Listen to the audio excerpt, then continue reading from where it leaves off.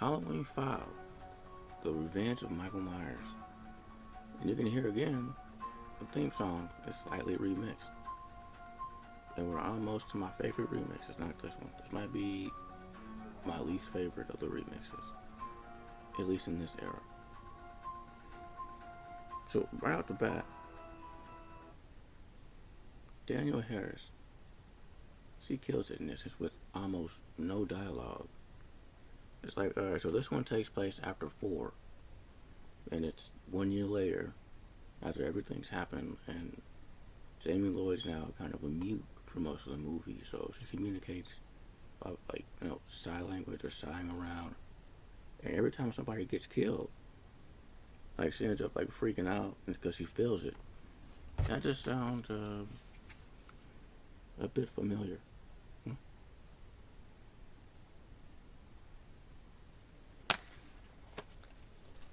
But yeah, no, she absolutely is perfect in this. This was the start of an amazing career in this genre. And this is not the last time we'll see her in this franchise. Last time was Jamie Lloyd, but Jamie Lloyd will come back. Danielle Harris will be back as a different character later on.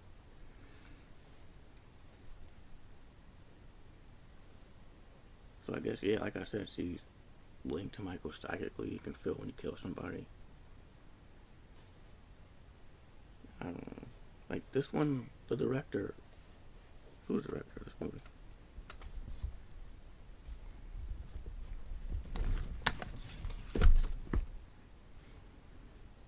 The director, Dominique, I'm not going to try to pronounce his name.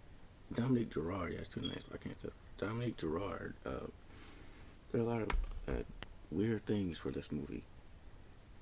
Okay. And this is just one of the weird things he did throughout the movie.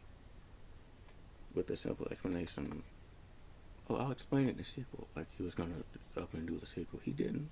Someone else didn't. And we'll get to that.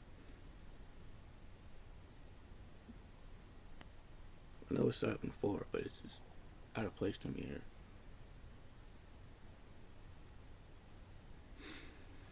Alright, so this movie, as comical as I thought 4 was because of that mask, this one's comical for different reasons. One of those reasons? Those Spoken Skull cops. Every time they show up, some wacky theme music plays.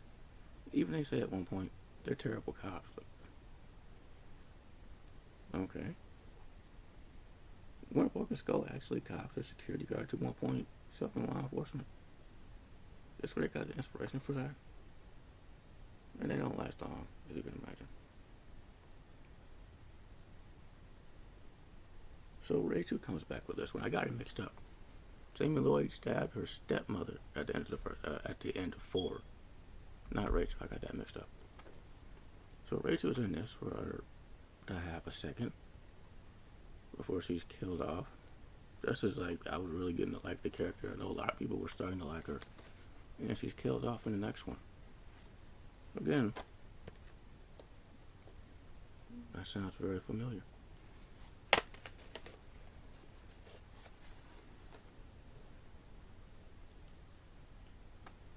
She's the first kill. No, she's not the first kill. One of the first kills.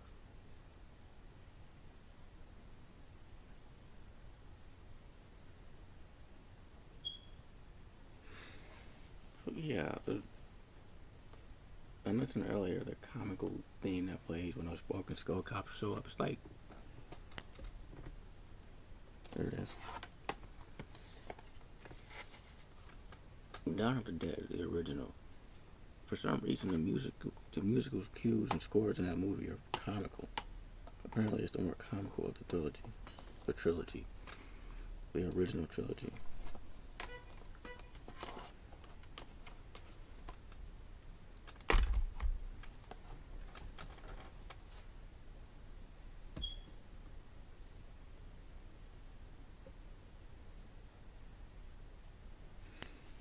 Alright, so Loomis in this.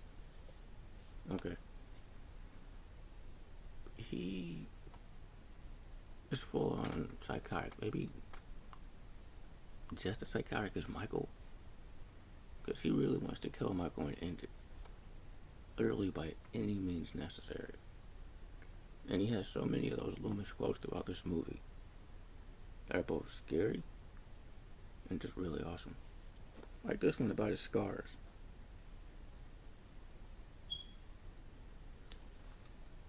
Which apparently changed throughout the movies. So, about his scars, he says, I prayed that he would burn in hell, but in my heart, I knew that hell would not have him. And he says it as he's showing the scars to somebody. So, okay. There's another Michael in this movie. I don't know why, but one of the boyfriends in this movie is named Michael. I think that scene exists only to set up a later scene where his girlfriend's talking to him. She's like, Michael, let me in the car. Michael, she's being all like, what was the point of that?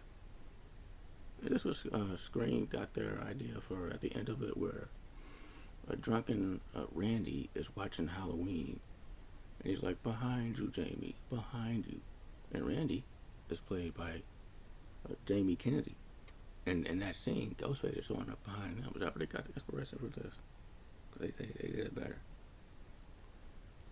And with two Michaels, like in Scream 2, a lot of the characters share a first name or a last name with characters from the first movie for a reason. Albeit not a good reason, but a reason. And this doesn't appear to be a reason for that.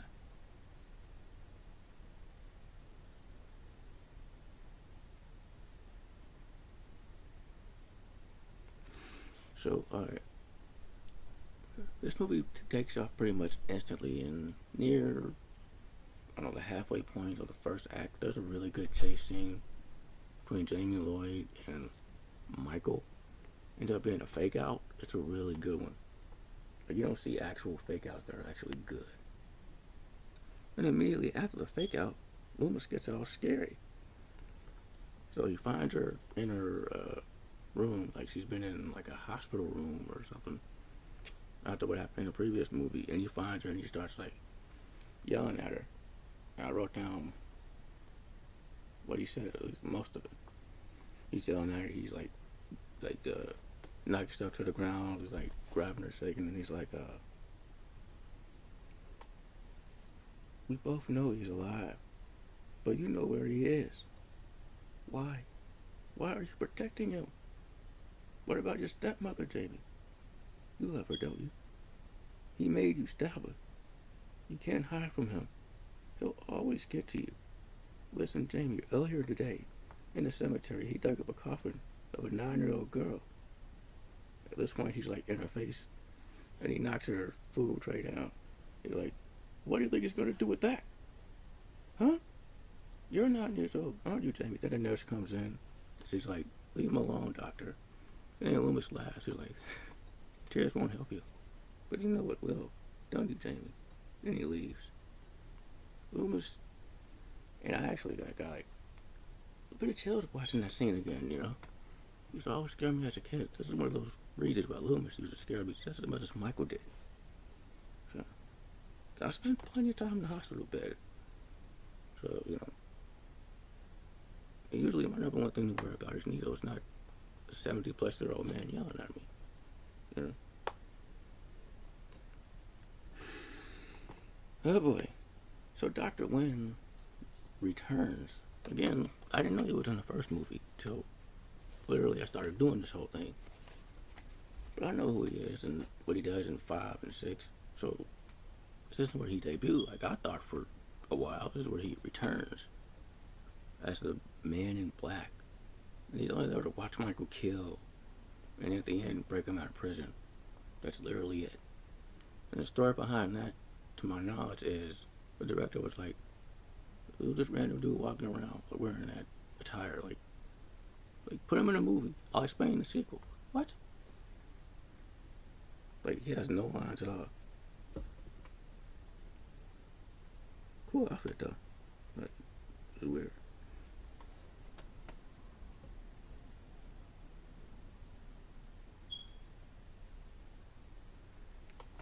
Alright, let's talk about Michael's mask. Because in the previous one, I couldn't stop laughing at it because it's so hilariously bad. This one is an improvement, but it's still bad. But at least I can take it somewhat seriously. That is, until they do like close-ups. And you see his hair is all long and unkempt, like he's a lead singer of a grunge band or something. I literally called him Grunge Michael. Like you know, again, can't help but laugh when they do the close-up shots of his mask because it just looks so not like Michael. And then they don't tuck the mask in the collar. It's just that bugs me. Like, why don't you tuck it in? I think this mask. Oh, it's both better and worse than Part 4's mask. Towards the end, Loomis finally fights Michael. Like, you think he's gonna take Jamie and sacrifice her to Michael. He grabs her, like, Michael, you want her? Come get her. And she's freaking out again.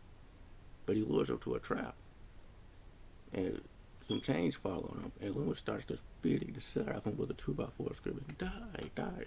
And it finally culminates in this one fight. And then that ending happens. He like beats him until he passes out. This is a 70-plus-year-old man beating Michael Myers. Like, it's almost like when Tommy Jarvis, a preteen Tommy Jarvis, beat the crap out of Jason. This one had kind of a build-up, though. Ugh. Now that Thorne stuff. Okay. This is where I start to notice all that Thorne stuff. But apparently it starts in 4. And 4, 5, and 6 are the Thorne Trilogy. I hate the Thorne stuff. I do. It's stupid. I gotta do Part 6. That'll be both a good and a bad thing. I don't know what they were going for with this. If I had to grade this one, it's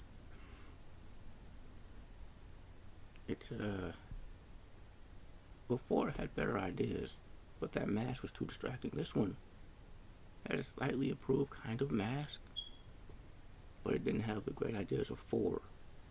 So I gave 4 a C. This will get